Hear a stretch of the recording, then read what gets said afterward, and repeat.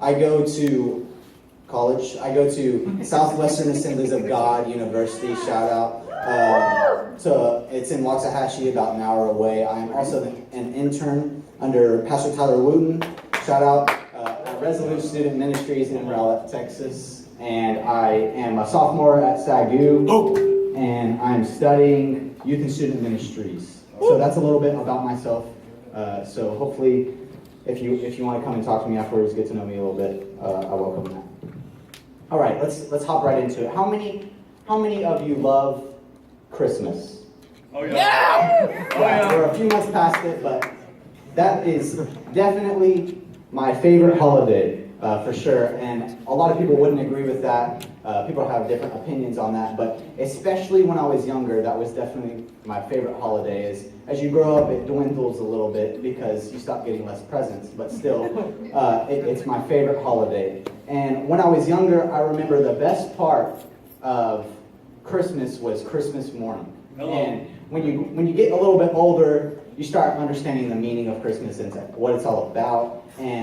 But when I was younger, I didn't really care, honestly. I just wanted the presents. And I love the Lord, but I also love the presents. And so I just remember every Christmas morning before, every year leading up, obviously, I would just get so excited, so overwhelmed with joy, because I knew all these presents that I was waiting for, because I knew my birthday's in May, so it kind of works out well, because right after my birthday, I get all my birthday presents, and then for 6 months, I have this whole thought of lists of presents that I'm going to get. And so it just overwhelms me the night before of all these things that I'm just thinking of, that I'm about to hit the bank with all these presents, right?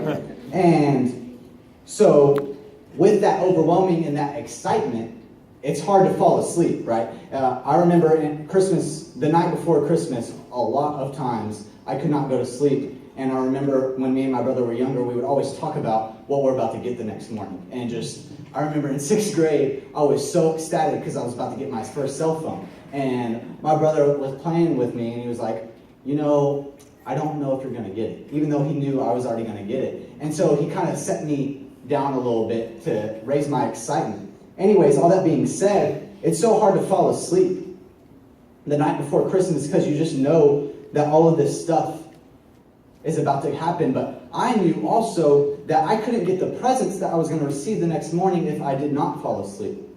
Because I knew that my parents were going to come and check on me to make sure I was asleep before I could wake up and get the presents, right? And I think that tonight, God is saying, He's put this on my heart, and I think that tonight God is saying, it's time for some of you to fall asleep, and technically fall asleep and die to yourself so that God can do a work in your life, because God can't do a work in your life until you've fallen asleep and He can awaken you, right? Because that is what this conference is called. He is Awaken, right? And so if you would just bow your heads with me, let me just say a quick prayer. Dear Lord,